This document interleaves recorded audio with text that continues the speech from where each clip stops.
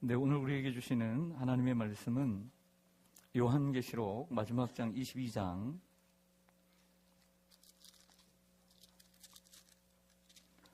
16절부터 마지막 21절까지 말씀입니다.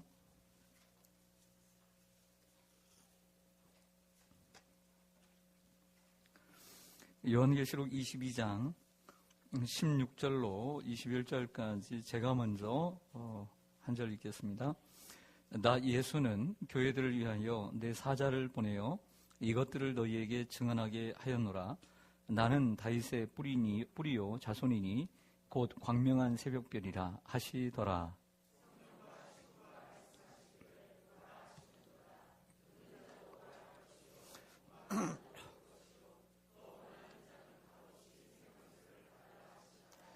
내가 이 두루마리의 예언의 말씀을 듣는 모든 사람에게 증언하노니 만일 누구든지 이것들 외에 더하면 하나님이 이 두루마리에 기록된 재앙들을 그에게 더하실 것이요.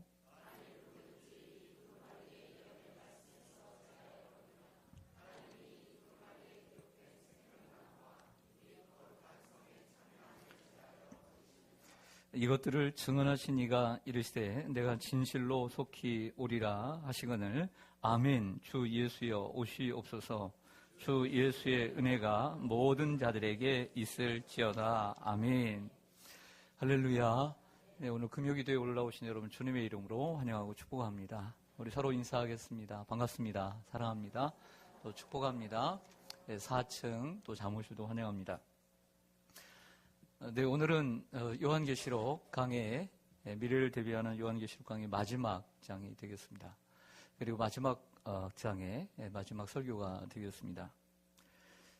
예수님께서 이 땅에서의 사명을 다하시고 십자가에 죽으시고 부활하시고 승천하셔서 올라가셨습니다. 올라가시면서 뭐라고 말씀하시냐면 내가 너희들이 본 그대로 다시 오리라 이렇게 말씀을 하셨습니다. 다시 오겠다고 약속을 하셨습니다. 하지만 예수님께서 가시고 난 다음에 예수님이 수십 년이 지났는데도 불구하고 예수님이 안 오시는 거예요. 상황은 어떻게 변하냐면 로마의 핍박은 더 심해지고 신앙생활을 하기가 더욱더 어려워지게 된 것입니다. 그러다 보니까 예수님께서 다시 오신다라고 하는 이러한 희망이 점점 사라져 가고 있었습니다. 예수님께서 가신 때가 주 30년인데 오늘 요한이 이 반모섬에서 계시를 받은 것은 주후 96년 정도로 보고 있습니다. 60년이 지난 때에도 예수님이 오시지 않으니까 또 상황은 더 악화되어 가니까 사람들이 가지고 있었던 희망이 사라져 가고 있었던 것이죠. 이러한 시대에 예수님은 오늘 이 편지의 말미에서 요한계시록 편지의 말미에서 속히 오시겠다라고 말씀하는 내용이 바로 요한계시록 마지막의 부분에 있어서 후반부의 말씀이다 하는 것입니다. 그러니까 무슨 말씀하셨느냐? 이렇게 읽어봤더니 속히 오시겠다는 말씀이에요. 한마디로. 그 말씀을 몇 번이나 하느냐면 3번이나 합니다. 3번. 7절을 보시겠습니다.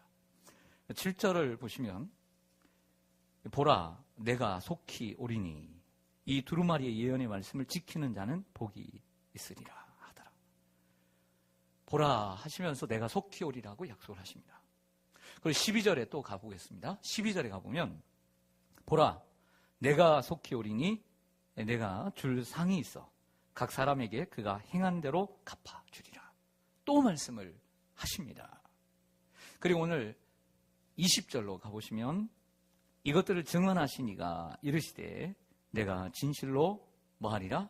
속히 오리라 하시거늘 아멘 주 예수여 오시옵소서 이렇게 대답을 합니다. 총 몇 번을 얘기하시냐면 속히 오시겠다는 말씀을 3번을 연거푸 하시는 것을 볼 수가 있습니다. 저는 오늘 이 말씀이 가장 중요한 핵심 말씀이라고 생각을 하고 메인 아이디어를 잡고 오늘 이 말씀을 이끌어 가겠습니다. 특별히 이 말씀은 이 3개의 말씀 7절, 12절, 20절의 말씀은 어떤 구조를 가지고 있냐면 앞부분에서는 분명히 예수님께서 속히 오신다는 말씀을 하면서 그 뒷부분에서는 그 예수님을 기다리는 우리 성도들의 역할, 우리 성도들의 책임, 그리고 우리 자신을 돌아볼 수 있는, 또 우리를 점검할 수 있는 중요한 말씀이 바로 거기에 들어있다라고 하는 것이죠. 그 말씀을 가지고 여러분들과 함께 말씀을 나누겠습니다. 먼저는 7절의 말씀을 통해서 우리에게 주시는 메시지는 뭔가라고 하는 것이죠. 한번 보겠습니다. 보라, 내가 속히 오리니 이 두루마리는 뭐냐면 두루마기와 두루마리는 다르죠. 두루마기는 여기 길게 신발까지 닿는 큰 옷을 얘기합니다. 두루마리는 돌돌 모으는 걸 얘기하는 거죠. 당시에는 책을 두루마리라고 얘기합니다. 여기서 얘기하는 것은 성경 말씀인 것이죠. 성경 말씀인 이 예언의 말씀을 지키는 자는 복이 있으리라 하는 것입니다. 자, 여기서 예수님의 재림을 기다리는 우리들에게 주님이 말씀하시고 있는 것, 그리고 우리들에게 책임을 물으시는 것이 무엇이냐면 하나님의 말씀을 소중히 여기고 있는가라고 하는 것입니다. 오늘 이 말씀을 우리에게 주고 있다는 거죠. 한번 따라가겠습니다. 하나님의 말씀을 소중히 여기고 있는가? 여러분들 어떠십니까? 하나님의 말씀을 소중히 여기고 있는가? 예수님의 재림을 기다리는 삶의 자세는 오늘 말씀하신 것처럼 예언의 말씀을 지키는 자들이 복이 있다. 즉 하나님의 말씀을 소중히 여기고 있는가? 이렇게 요약할 수가 있습니다. 더더군다나 오늘 마지막 절의 이 말씀, 마지막 장의 이 말씀과 수미상관으로 요한계시록 1장 3절 보면 그 첫 장에 예언의 말씀을 듣는 자와 그리고 지키는 자, 읽는 자와 그리고 듣는 자, 그리고 그 말씀을 지키는 자들이 복이 있다. 이 말씀하셨거든요. 양쪽에 이 말씀이 있다는 것이죠. 그렇다고 한다면 여기서 예언의 말씀은 무엇일까라고 하는 것입니다. 예언의 말씀. 두루마리에 있는 예언의 말씀은 뭘까? 16절로 가보겠습니다. 16절로 가보면 나 예수는 교회들을 위하여, 누구를 위하여? 교회는 바로 우리죠. 우리 성도들을 위해서, 교회들을 위해서 내 사자를 보내요. 즉 하나님의 사자들을 보내서 그 중간에 사자들을 보내어 이것들을 너희에게 뭐 했다? 증언하게 하였다라고 하는 거죠. 이것들이 뭐냐면 예수 그리스도의 메시지예요. 예수 그리스도의 말씀이죠. 하나님께서 주시는 이 예언의 말씀을 중간에 있는 사자들에게, 성경의 기록자들에게, 40여 명의 기록자들에게, 신약 성경에서는 복음서의 저자들과 그리고 바울과 그리고 사도들을 통해서 그 예수 그리스도의 메시지를 주셨다는 것입니다. 이게 예언의 말씀인 거예요. 성경이 예언의 말씀입니다. 그런데 그 성경의 말씀은 누구를 위해서 주셨냐면 우리 교회를 위해서 주셨다는 거죠. 얼마나 큰 위로가 됩니까? 그렇다고 한다면 우리가 얼마나 성경을 소중히 여기고 있는가라고 하는 것은 세 가지 측면에서 우리가 볼 수 있겠습니다. 또 그런 면에서 우리가 노력을 해야 되겠죠. 첫째는 예언의 말씀을 읽는 자가 복이 있다는 것입니다. 하나님의 말씀을 읽는 것, 복된 것인 줄로 믿습니다. 읽어야 된다.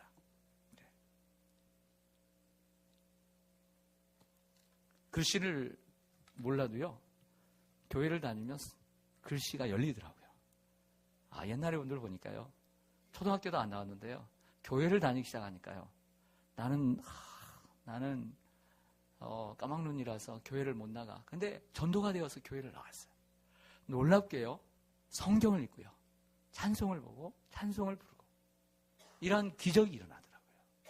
여러분, 성경을 읽는 것이 큰 복인 줄로 믿습니다. 눈이 침침해지기 전에 많이 보십시오. 네.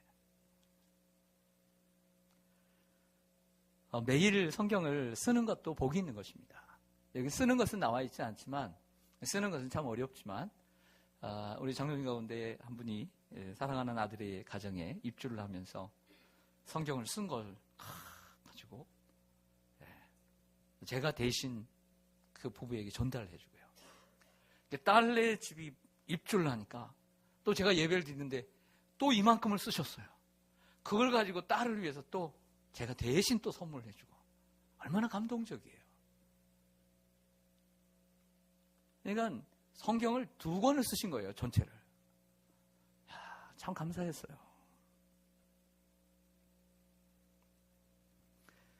하나님 말씀을 많이 가까이 하시기를 바랍니다. 네. 시편 1편에 복 있는 사람은 악인들의 꾀를 따르지 않고 죄인들의 길에 서지 않고 오만한 자의 자리에 앉지 않고 오직 여호와의 율법을 즐거워하여 그 율법을 주야로 묵상하는도다. 할렐루야. 복 있는 한 해가 되기를 바랍니다. 왜냐하면 하나님의 말씀은 시편 19편의 말씀처럼 성경은 완전하여 우리의 영혼을 소성시키고 또 우둔한 자를 지혜롭게 합니다. 우리의 마음을 기쁘게 해주고요. 그리고 이 눈을 밝게 해서 주님을 보게 하는 줄로 믿습니다. 또한 성경 말씀을 듣는 것은 복된 것입니다. 오늘 우리도 성경 말씀을 듣는 것입니다. 우리가 마음껏 하나님을 예배하고 또 성경을 우리가 설교를 들을 수 있는 것 큰 축복인 줄로 믿습니다. 또 성경을 공부하는 것도 소중한 것입니다. 로마서 10장 17절에 보면 믿음은 들음에서 나며 들어야 합니다. 그리고 들음은 곧 예수 그리스도의 말씀으로 말미암느니라. 잘 듣는 여러분들이 되기를 바랍니다. 이사야 50장의 말씀처럼 여러분들에게 하나님께서 정말 학자와 같이 잘 알아듣는 귀를 주시기를 원합니다. 얼마나 그 놀라운 것인지 몰라요. 그 듣는 귀는. 또한 말씀을 행하는 것은 복된 일입니다. 하나님을 사랑하는 자는 하나님의 말씀을 지키는 자라고 성경은 자주 말합니다. 그러니까 하나님을 사랑하는 자는 하나님 말씀을 지키는 자라. 하나님의 말씀을 또 듣고 지키는 자는 그 집을 반석 위에 짓는 사람과 같다. 바람이 불면, 창수가 나면, 비가 오면 흔들림이 없다라는 말씀하셨습니다. 하나님의 말씀을 듣고 지키는 자는 좋은 땅에 심은 씨와 같아서 30배, 60배, 100배의 결실을 맺는다라고 했습니다. 결실은 말씀을 통해서 오는 줄로 믿습니다. 여기서 우리가 하나 놓치지 말아야 할 것은 오늘 전체적인 말씀 가운데 18절, 19절의 말씀입니다. 한번 보시겠습니다. 18절, 19절의 말씀을 보시면 내가 이 두루마리의 예언의 말씀을 듣는 모든 사람에게 증언하노니 만일 누구든지 이것들 외에 뭐하면 더하면 성경에 쓰여진 것 외에 더하면 하나님이 이 두루마리에 기록된 재앙들을 더해야 할 것이다 라고 말씀하시고 만약에 19절에 보면 이 하나님의 말씀에 있는 것을 중에 제하여버리면 하나님이 두루마리에 기록된 생명나무와 거룩한 성의 참여함을 제하여버리시라. 이런 말씀을 하고 있습니다. 우리가 하나님의 말씀을 있는 그대로 전해야지 가감하거나 혹은 거기서 뭔가를 더하거나 빼거나 혹은 뭔가를 대체한다면 하나님 심판을 면할 수 없게 되는 것입니다. 그러므로 내가 뭘 받았다고 해서 성경에 기록되지 않는 거 전하려고 하면 안 됩니다. 그리고 뭔가를 거리껴서 하나님의 말씀을 뺏어도 안 되는 것이죠. 우리는 이러한 사람들 가운데 이단을 생각해 봅니다. 이단들이 하는 것은 무엇입니까? 성경에 기록되지 않는 것을 자꾸 더하는 것입니다. 성경은 그 말씀으로 족한 것입니다. 더 기록할 수 있죠. 이 하늘에 있는 이 세상에 있는 모든 책들로도 기록할 수 없다라고 성경은 말합니다. 근데 왜 이것만 기록했습니까? 이걸로 족하기 때문인 거예요. 우리가 여기서 다 안들 얼마나 알겠습니까? 희미하게 아는 것이죠. 또 하나님의 말씀을 자꾸 뭔가를 빼면 안 됩니다. 있는 그대로 우리가 그 말씀에 순종해야 될 줄로 믿습니다. 올해는 더욱 하나님의 말씀인 성경을 더 사랑하고 가까이 하는 여러분들 되기를 바랍니다. 그러면 예수님의 재림을 기쁘게 여러분들은 기대하게 될 것입니다. 하지만 성경을 멀리하면 할수록 예수님의 오심이 겁이 날 것입니다. 예수님의 오심이 그리 반갑지 않을 수 있습니다. 하나님의 말씀을 읽을수록 주님을 더 보고 싶어지는 것입니다. 교회를 다닌다고 주님이 다 기다려지는 것이 아닙니다. 하나님의 말씀을 읽으면 성령의 감동으로 된 하나님의 말씀이 우리 주님을 더 사랑하게 만들고 주님을 더 고대하게 만드는 것입니다. 할렐루야. 어디 급 유익만 주겠습니까? 놀라운 유익들이 성경의 이 보화 속에 있는 줄로 믿습니다. 12절 말씀 두 번째로 보겠습니다. 12절 말씀 보면 보라 내가 속히 오리니 내가 줄 무엇이 있어? 상이 있어. 각 사람에게 그가 뭐한 대로 갚아주리라. 네. 자, 이 말씀 속에서 이런 질문을 던져보았습니다. 하나님께서 내게 맡겨주신 일에 얼마나 성실한가? 따라하겠습니다. 하나님께서 내게 맡기신 일에 얼마나 성실한가. 분명히 주님은 오실 때에 상이 있다라고 말씀하시고, 그리고 행한 대로 갚아주시겠다고 여러 번 말씀하고 있다는 것이죠. 예수님은 가실 때 이렇게 분명히 말씀하셨습니다. 내가 너희에게 1달란트, 어떤 사람에게는 2달란트, 어떤 사람에게는 5달란트를 주고 가리라. 그리고 분명히 다시 와서 회개할 것이다 라고 말씀하셨습니다. 이 비유는 예수님의 비유입니다. 몇 달란트를 받았냐는 절대 중요하지 않습니다. 많이 받았음에도 불구하고 책임을 다하지 못하면 더 큰 심판을 받을 것입니다. 어떤 달란트를 받았든지 간에 우리가 주님 앞에 성실하게, 그리고 충성하면 칭찬을 받게 될 줄로 믿습니다. 하나님은 신실한 청지기를 원하시고, 부지런한 청지기를 원하시고, 충성된 청지기를 원하십니다. 또 열심 있는 청지기를 원하십니다. 또 자기 마음대로 하는 청지기가 아닌 주님의 마음을 기쁘시게 하는 청지기를 원하시는 줄로 믿습니다.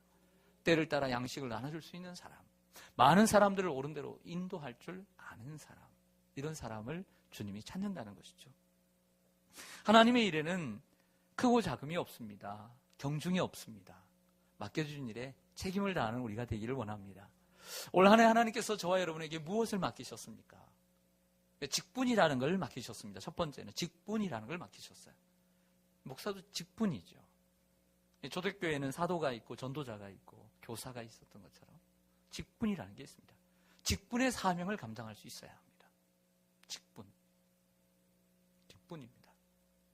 집사님들, 그리고 안수 집사님들, 권사님들, 장로님들, 목사, 이런 사람들 가르쳐서 재직이라고 얘기합니다. 재직이라고 하죠. 재직이라고 한다면 그 재직의 직분을 잘 감당해야 합니다.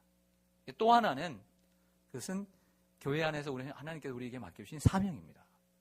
뭐 교사라든지 구역장이라든지 기관장이라든지 이러한 사명 잘 감당해야 합니다.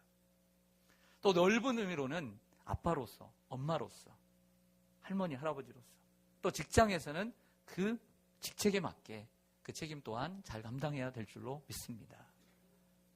그래서 올 한 해도 하나님께서 여러분들에게 맡겨주신 일들 잘 감당하는 한 해가 되기를 원합니다. 무엇보다도 기쁘게, 때로는 힘들더라도 감사함으로 감당하는 우리가 되기를 소망합니다. 세 번째는 오늘 20절 말씀을 통해서 보겠습니다. 같이 한번 읽을까요? 너무나 좋은 말씀이기 때문에. 시작. 이것들을 증언하시니가 이르시되 내가 진실로 속히 오리라 하시거늘 아멘. 주 예수여 오시옵소서. 아멘. 이 말씀은 대화로 되어 있어요. A, B의 대화로 되어 있어요. 한 분은 A는 예수 그리스도예요. 예수님이 말씀하신 내용이에요. 뭐라고 했냐면 내가 진실로 속히 오리라 이렇게 말을 하니까 요한인 것 같아요. 이 글의 저자인 요한이 대표로 뭐라고 대답하냐면 아멘, 아멘 이렇게 됩니다. 아멘이라는 말은 진실로라는 말이에요. 진실로. 예수님이 진실로 속히 오리라 하니까 똑같은 아멘으로 대답합니다. 아멘, 진실로 주 예수여 오시옵소서. 이렇게 대답하는 거죠. 주 예수여 오시옵소서를 헬라어로 뭐라고 합니까? 그렇죠. 마라나타라고 하죠. 이렇게 탁월하세요, 여러분들은. 아, 역시. 제가 먼저 물을게요. 그러면 여러분들이 대답하시는 겁니다. 눈치채셨죠? 네, 제가 해보겠습니다. 내가 속히 오리라. 네, 제가 틀렸습니다. 내가 진실로 속히 오리라. 저 안 할래요, 그렇게 하려면.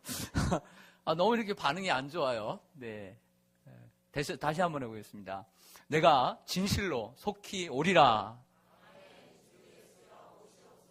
뭐 손 드는 사람도 한 사람도 없고요. 오시려면 말고, 오시려면 오시고, 말려면 말고.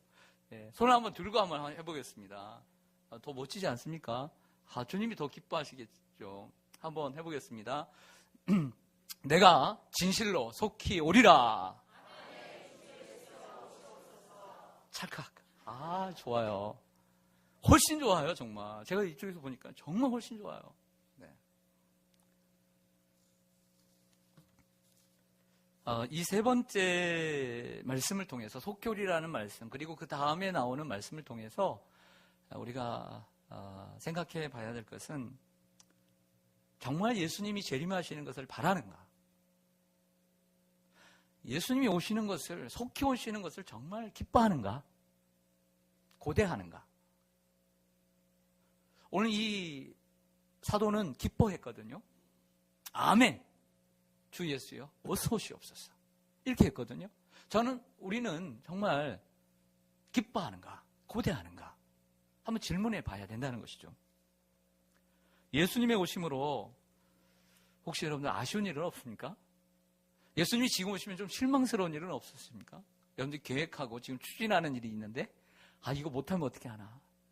혹시 이런 생각을 가지고 있을지 모르겠습니다. 정말 주님의 오심을 기대하는 사람이 되어야 될 줄로 믿습니다. 오늘 이 말씀 앞에서 나는 정말 주님의 오심을 기대하는가? 네, 오늘 감사하게 오늘 찬양 콘티를 오늘 말씀에 잘 맞춰주셔서 계속 처음부터 끝까지 주님의 오심에 대한 찬송이었어요. 이 찬송을 부를 때는 어떤 느낌이냐면, 정말 아멘 주 예수여 어서 오시옵소서. 막 찬양을 부를 때는 그런 마음이에요. 여러분도 그랬죠? 정말. 그런데 계속 그럴까? 한번 생각해 봐야죠. 찬양이 부를 때는 계속 그 찬양이었어요. 계속 주님의 오심을 찬양했잖아요, 지금. 그런데 예수님이 더디 오시네요. 여러분들 참 안타까울 것 같아요. 여러분 기대하시죠? 기대하시는데 예수님이 안 오시는 거예요. 왜 안 오실까요? 베드로전서 3장 9절이 설명해 줍니다. 제가 한번 읽어보겠습니다. 주의 약속은 어떤 이들이 더디다고 생각하는 것 같이 더딘 것이 아니요 오직 주께서는 너희를 대하여 오래 참으사 아무도 멸망하지 아니하고 다 회개하기에 이르기를 원하시느니라. 이래서 더디 오시는 거라는 거죠. 주께서는 천년이 하루 같다. 하루가 천년 같다. 이렇게 말씀합니다. 예를 들면 이런 것입니다. 우리가 여름 수련회, 이번에도 이제 겨울 수련회를 준비합니다. 우리 초등부에서는 오래간만에 이제 단체로 하는 곳에 같이 속해서 함께 가려고 준비를 하고 있고요. 중고등부 청년부는 또 이제 또 준비를 하고 있는데, 예를 들어서 중고등부 수련회가 있었어요. 중고등부 수련회가 이제 날짜가 정해졌는데 선생님들이 애들에게 막 연락을 했죠. 그리고 답변을 듣고 그리고 회비도 받고 준비를 했습니다. 당일이 되었어요. 아침 9시에 출발을 하겠다라고 얘기를 했습니다. 애들이 하나 둘씩 모이기 시작합니다. 앞에는 지금 대절 버스가 있습니다. 하나하나 아이들이 이제 짐을 싣고 이제 승차를 합니다. 근데 어떤 반 선생님이 계속 자기 아이들을 기다리는 겁니다. 1명이 왔습니다. 2명이 왔습니다. 3명이 왔습니다. 4명이 왔습니다. 근데 1명이 안 왔습니다. 간다고 한 아이가 오지 않았습니다. 전화를 해보았습니다. 핸드폰을 두드렸지만 전화를 받지 않습니다. 꼭 함께 가고 싶은데 어떻게 합니까? 우리 중고등부 선생님이 어떻게 해야 할까요? 네, 그 선생님이 어떻게 하냐면 부장님과 전사님에게 사정을 합니다. 조금만 더 좀 기다려달라고. 조금만 더 기다려달라고 간절히 얘기합니다. 기다려보자고. 처음에는 그렇게 얘기합니다. 10분이 지나고 20분이 지나고 30분이 지납니다. 오질 않습니다. 1시간을 기다렸습니다. 너무 선생님도 미안하니까 그러면 먼저 출발을 하시라고. 먼저 출발을 하세요. 너무 늦으면 안 되니까. 그러면서 자기는 남겠다고 얘기를 합니다. 자기는 남겠다고. 어떻게든지 애를 데리고 가고 싶다고. 그래서 먼저 보냈습니다. 선생님은 왜 애를 데리고 가고 싶을까요? 수련회라고 하는 곳에 가서 말씀을 통해서 은혜를 좀 받게 하려고. 함께 그 안에서 수련회 기간 동안 기도하면서 정말 뭔가를 통해서 예수님을 만날 수 있도록 하고 싶은 마음이 간절하기 때문인 것이죠. 어떻게든지 데리고 가고 싶은 거예요. 그 자리에. 아이가 계속 전화를 받지 않습니다. 결국에는 집을 찾아갑니다. 아이를 만나서 설득을 합니다. 왜 애가 수련회에 나오지 않았을까요? 본인이 반대해서요? 아파서요? 모르겠습니다. 본인이 가고 싶지 않은 마음도 있었겠죠. 아니면 그 배경에 사단이 방해할 수 있었을 것입니다. 끝까지 그 아이를 맛있는 것도 먹이고, 그래서 꼬셔가지고 밤중에 그 저녁에 대중교통을 이용해서 수련회 장소에 도착을 합니다. 그리고 그 아이와 함께 3박 4일 동안 좋은 시간을 보내고, 그 아이가 은혜를 받고 주님을 만나고 돌아옵니다. 할렐루야. 참 귀한 교사입니다. 그 한 아이라도 좀 내가 늦더라도 함께 은혜를 받도록 하기 위해서 수고하는 그 교사처럼. 예수님이 더디 오심이지만 그 오시는 이유를 알고 죽어가는 영혼들, 내 부모와 날 낳으시고 날 정말 누구보다 사랑하고 염려해 주시는 그 부모님이 아직도 주님을 알지 못하고 믿지 못하고, 그래서 지금 돌아가신다면 지옥에 갈 것은 뻔하고, 이러한 상황 가운데 안타까워해야 된다는 것이죠.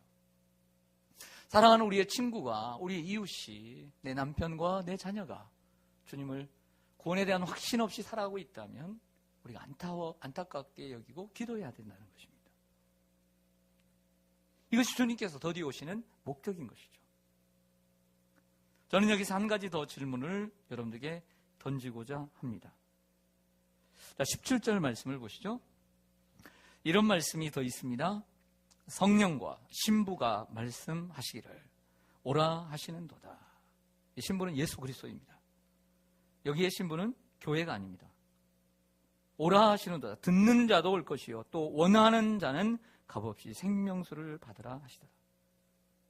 사람들은 자꾸 교회를 가려면 뭔가를 좀 값을 지불해야 된다고 생각을 해요. 그리고 자기에게 뭔가 자격이 있어야 된다고 생각해요.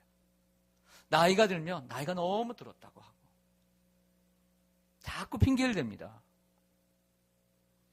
또 교회를 올려시면 바쁘다고 하고 나중에 가겠다고 하고 그런 사람들이 있습니다.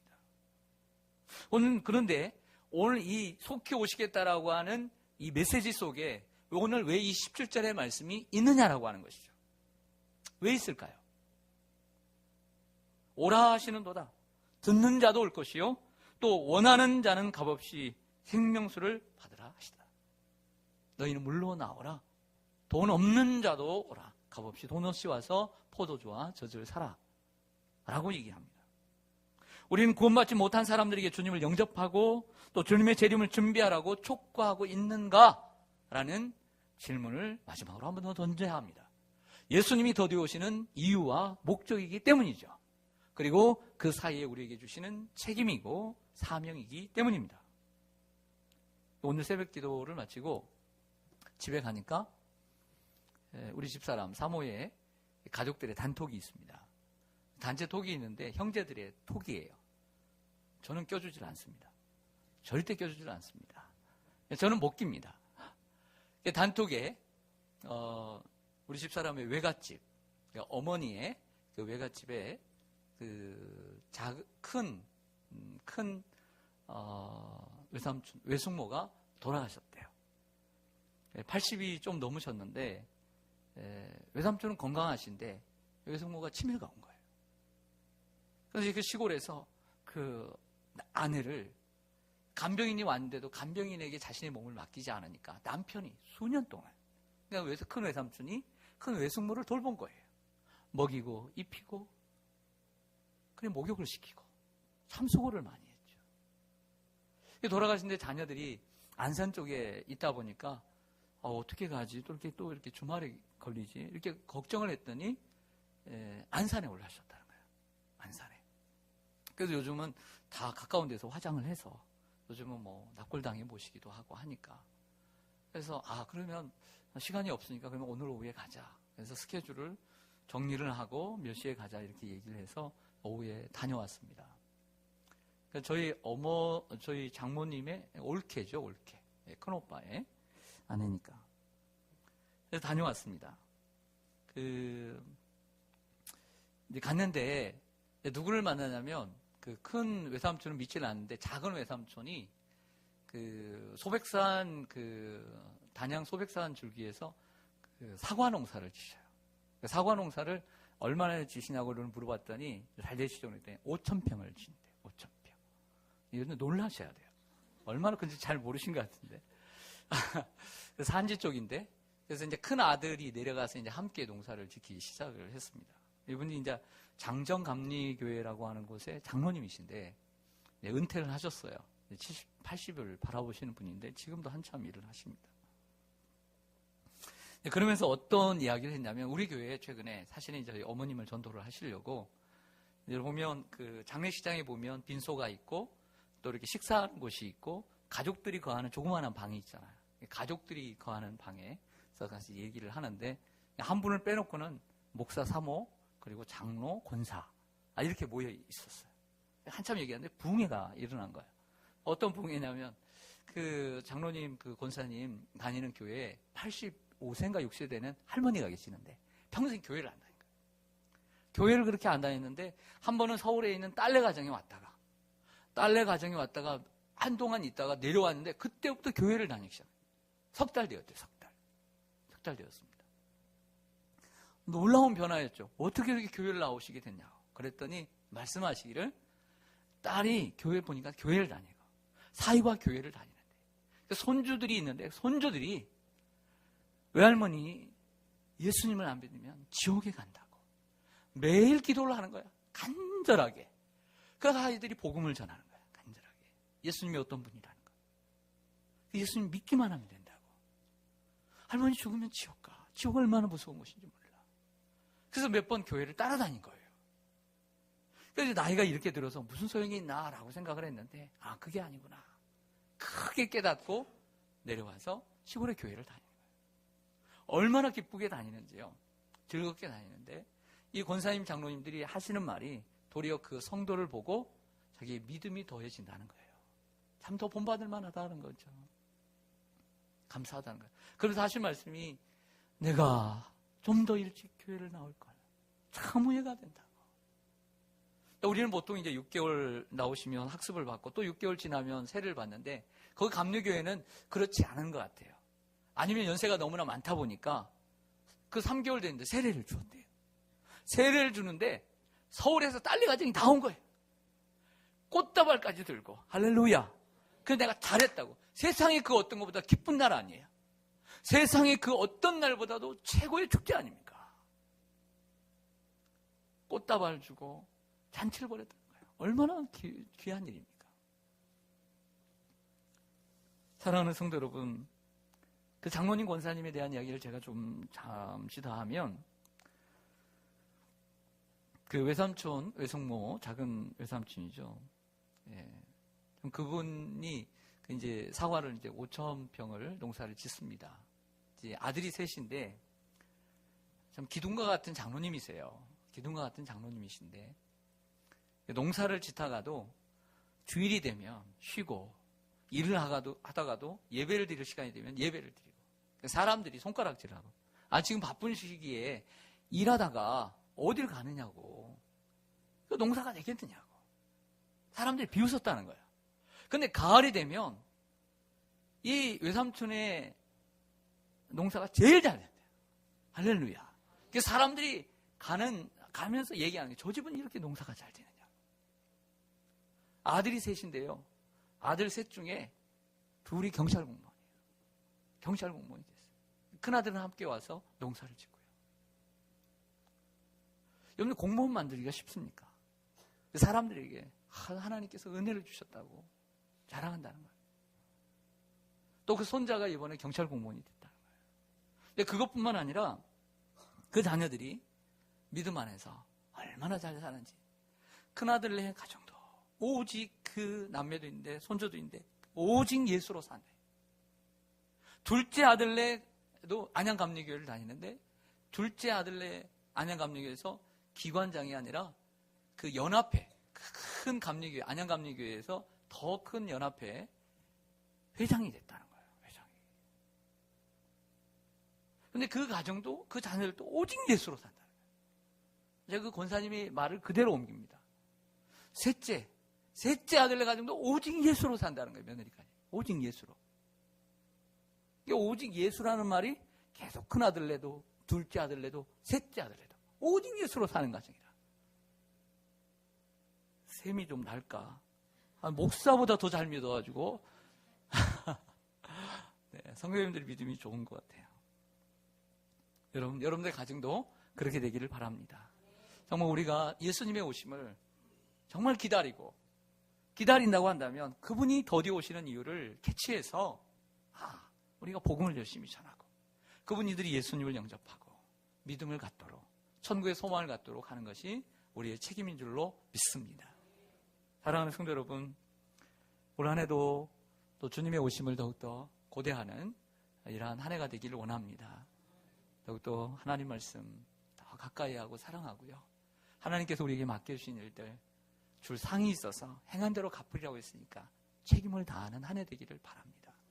그리고 주님의 오심을 더욱더 정말 기대하는가 날마다 점검하면서 그 어느 해보다 예수님을 더 사랑하는 우리가 되기를 바라고요. 오늘 이 하루가 우리가 살아남은 그리고 우리가 살아갈 인생 가운데 예수님을 가장 적게 사랑하는 날이 되기를 원합니다. 내일은 더 예수님을 더 사랑하는 날, 모레는 더 예수님을 사랑하는 날, 이렇게 살아가는 우리가 되기를 간절히 소망합니다. 아멘. 기도하겠습니다.